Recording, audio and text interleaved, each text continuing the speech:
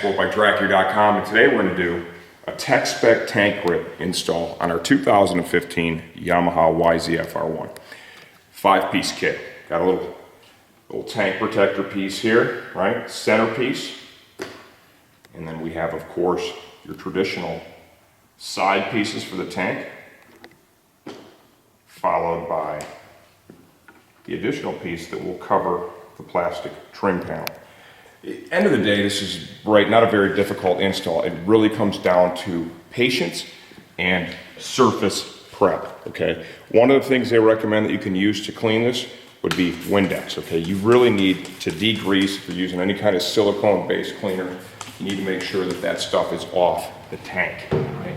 Because that will have a very negative impact on the adhesion of your tank grip kit. It did mention rubbing alcohol, or some type of, solvent of that nature. Those are going to be a little on the harsher side, especially on some of the plastics, right? Not so bad on painted surfaces, but definitely not a plus on the plastics. So I think Windex is probably a pretty good call, right? So when we come back, we're going to have this bad boy cleaned up and ready to go so we can install this kit. Okay, they recommend a surface area temperature minimum of 80 degrees. Okay, that's going to help this stuff adhere better.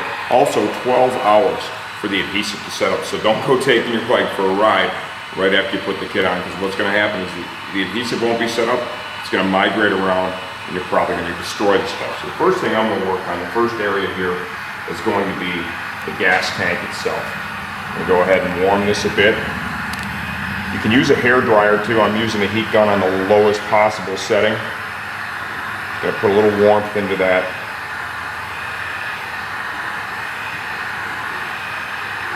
The reason we're putting this stuff on is really pretty simple. It is to have better grip with the leathers on the tank when I'm riding the bike. That way we keep the weight off of our hands and use our legs more effectively. Notice I'm just going to peel back small areas.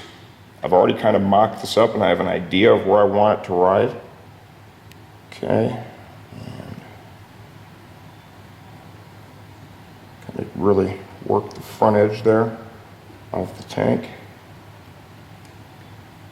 And once I get it in place, work it down. And I'll pull that out a bit and just small movements here all the way back.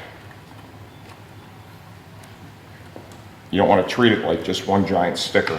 Okay, you really want to kind of take your time with it and work a small area at a time. You don't want air pockets back there. That will reduce its effectiveness.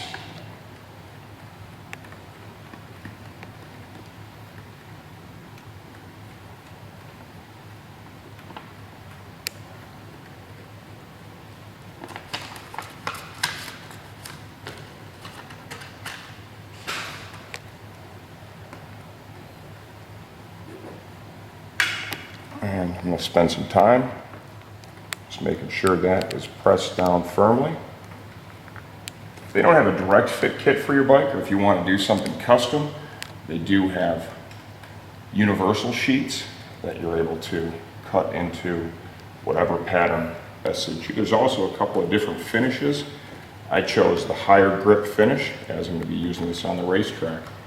One of the advantages of the Techspec over, say, the Stormproof. Stormproof has a much more aggressive surface, right? And for riding on the street, it can be kind of tough on the jeans. So the Techspec is nice there. It has a little less grip, right? It's easier on the riding pants. Okay, we got that. Okay, we're ready to install the lower piece now. We're going to go ahead and warm the surface, just like we did on the tank.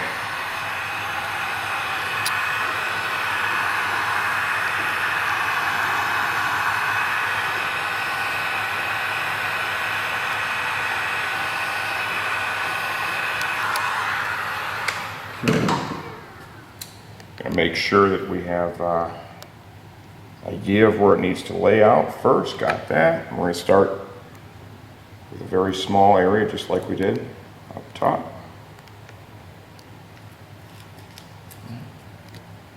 that much because that bolt hole is really the key to the whole thing. You gotta make sure that that is lined up just right so you can get that fastener out of there, because this is the part that we take off the bike quite often, especially with the project that we've got going here. Looks like we've got a good start.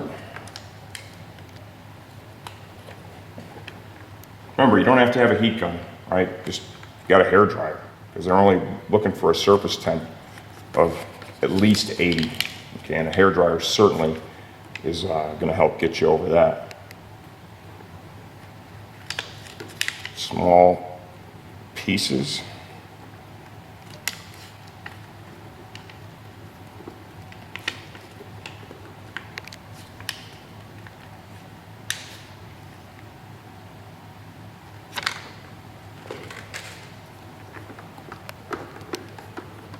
Techspec too really has that look and feel of a high-end, product.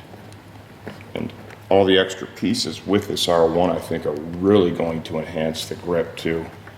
Having that center pad as well as the two lower trim pieces here covered.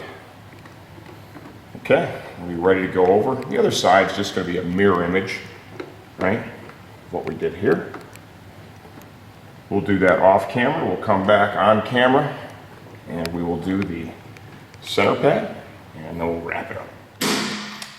Okay, now we're going to wrap it up with just the final piece, right? And kind of, take a look and see where this is going to look the best. I think I want to try and preserve this little space, this line that we have going down here, a little space. So I lower the motorcycle down, make it a little easier to apply here. We'll get a good clean look at it. We'll warm the tank up nicely and get this piece on there. Never ridden on the track with this much tank grip on the bike, right? Now that's going to be kind of cool about this multi-piece kit is that, and I'm going to put this on like literally from the back. This multi-piece kit, especially here at the tank pad area, be pretty interesting. Let's see if that offers some additional grip I've never really been able to take advantage of before. See how I did that? Kind of approached it from the back to the front. I think I got a pretty decent line there. Pretty small piece, easy to work with, so I just went ahead and did that all at once. I can live with that. I think that looks pretty good.